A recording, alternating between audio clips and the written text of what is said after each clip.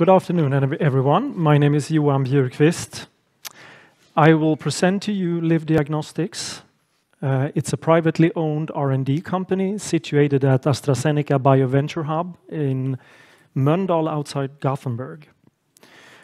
I will tell you in this presentation what we do, how, and also why we do it. We are developing a cell-based analysis. It's the test for breast cancer. 1.7 million new cases every year. This is a large global problem. The problem is also increasing over the years. The last 10 years, the average increase rate has been more than 1% every year. And WHO is expecting this number to increase the upcoming years as well. So unfortunately, the incidence will continue to increase the coming years. The main problem, as we have already heard in several presentations today, in successful cancer treatment is metastasis. More than 90% of the deaths in cancer are related to the metastasis as such. And connecting a little bit to what we just heard from 2CureX, tumor cells can be divided into a couple of general groups. There are tumor cells that form stable tumors. They grow very slowly. And the interesting thing about this part is that they do not have the ability to migrate and break out from the tumor barrier and by that spread in the body. However, there are other types of tumor cells in the primary tumor who has this ability. And the problem becomes then obvious when they start to colonize other organs in the body. Looking at different treatment options that are available today, and if we group them roughly into three main categories, where we have drugs, traditional drugs, and also new interesting drugs that are upcoming and in pipeline, radiation, and also surgery. One of the problems Ole mentioned is that the individual patients respond differently to different drug therapies. All patients do not get the same invasiveness of the surgery and also different levels of radiation. A key to successful cancer treatment here is to have an optimized individual treatment and avoiding undertreatment as well as overtreatment due to the side effects. The R&D activities we are performing at the BioVenture Hub. To the right, you see a picture of what we actually are working with. It's a nanotechnology-based surface where it's supposed to be the tumor cells from the patients applied. This is where the cell assay will take place for the breast cancer analysis. In general, there are two main groups of diagnosis made today. We have the pathology, where classical morphology analysis is made of the patient's tumor cells.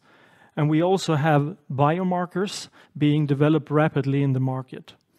What we want to do with our project, and the project name is CellRace, is to add a new dimension to the information that we want to provide to the healthcare staff.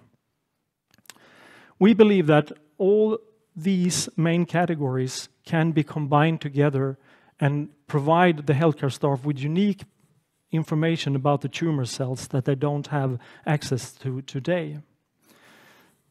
CellRace will do the assay on living cells. That is the key. So we will actually be able to measure the migratory behavior and then determine the risk of metastasis.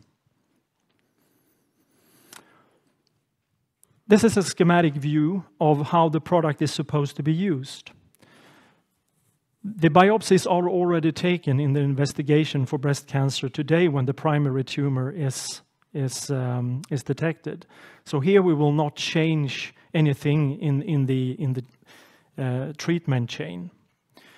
Cells, a few cells from the biopsy will be applied on our chip. And the gray circles you see on the sketched chip symbolizes the type of tumor cells that do not have the ability to migrate. They will stay in the loading area where they were placed in the start of the assay. The yellow-red ones, the circles you see on the screen, they symbolize tumor cells who do have this ability. They will start spreading over our surface, and we can then measure how fast they are moving and how far they are moving over time. This will be analyzed, and the target here is that we will use a self-developed algorithm to detect what the cell assay has found. And this will be generating a report that the healthcare staff will have as a base when they take the treatment decisions. This whole process is a question of hours, not days or weeks. It will be a fast response to the information the healthcare staff needs. Not only early detection of what type of tumor cells we are dealing with is essential for the successful treatment, also to start the treatment as soon as possible is key to the success. A few words about our strategy and the business model. We are a small R&D company, and we have as a target to establish a partnership with a global partner within 3 to 5 years from now. And this can be achieved through different ways of working, licenses or milestones, or divestment of the company or parts of it. We believe that a product like this needs to be developed from a large company with the infrastructure and the resources, not only to finalize the product, but also launch it on a global market. And talking about the market size for life science products, especially within oncology, is very, very large. An estimation of the number of biopsies taken in the year 2023, only in EU and US, is around over 2 million biopsies. So already there you see a €1 billion market on an already existing very large market, as the cancer diagnostic product market already exists. If we do a simple business case example for a product like CellRace on a market like this, if we estimate an average selling price around 500 euros per test, and if we only estimate that one test is used per patient, you can easily see that the business case already at a very low market penetration becomes interesting from a financial point of view. 120 million euros per year. And depending on how you work with different scenarios in a business case like this, just an example to show you, if the product reaches 25% market share, it's a 300 million euro business annually for breast cancer only.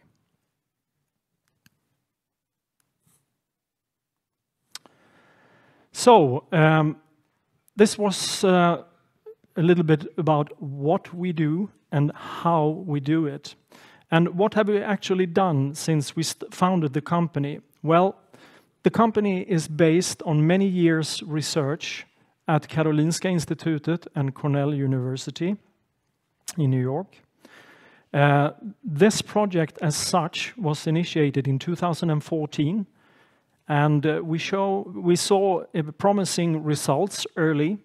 So together with a research group at KI, it was decided to found Liv Diagnostics to continue to develop this test and method.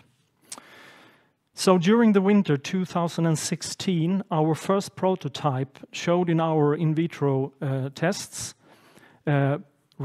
significant results where we could distinguish between metastasizing tumor cells and non-metastasizing tumor cells. All the time we have been using human cancer cell lines, so no animal testing is involved in this. Since then, we have continued to develop the product We have evaluated different chip components and tried to create such as robust prototype as possible. So we are now in the end of 2018 preparing a prototype to be used for the first initial tests with patient material. So we are in discussions with cancer clinics in order to start cooperation with them in order to have access to more recent material for the first tests.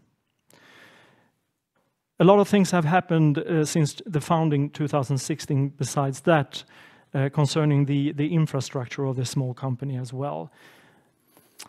Looking ahead in time, what is needed is a CE and IVD marking, and for that studies such as performance studies are needed for a product like this.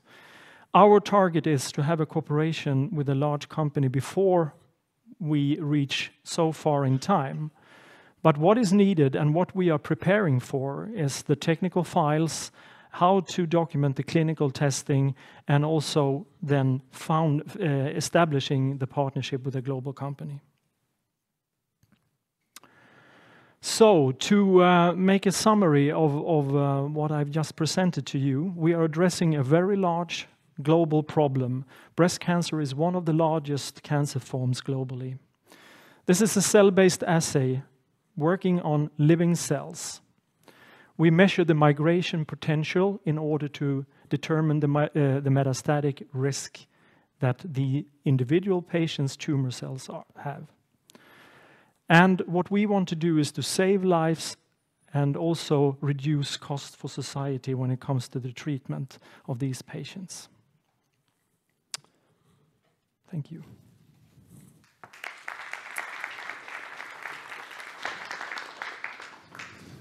There, I'm online. Thank you very much, Johan, for interesting presentation.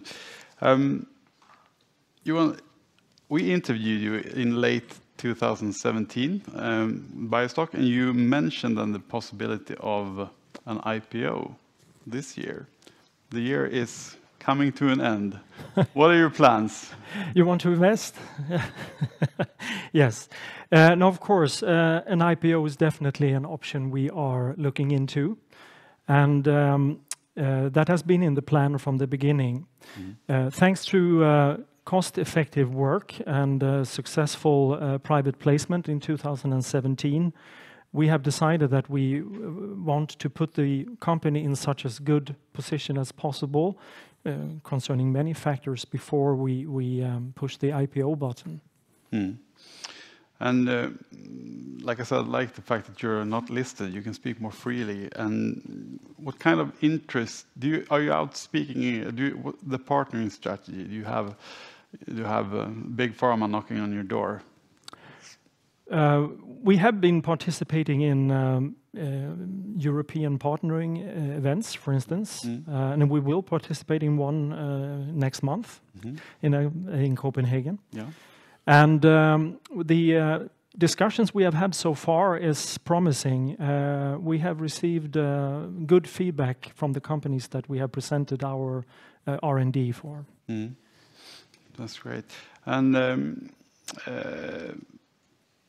is there like a current industry trend that is working in Liv Diagnostics' favor in regards to companion diagnostics, for example? Yes, you're thinking of companion diagnostics. Yeah. Yes, that is an interesting thing that also potentially can generate interest from big pharma, not only big diagnostics or big medtech. This adds a new segment to companies like ours in the area of interest. The companion diagnostics is a part where upcoming drugs in pipeline, future drugs, might very well be required to have a connected diagnostic method specifically for the drug and the indication. So that opens possibilities, definitely. Yes, it does. Yeah, that's great. If just looking ahead, when would we be able to expect to have your product on the market?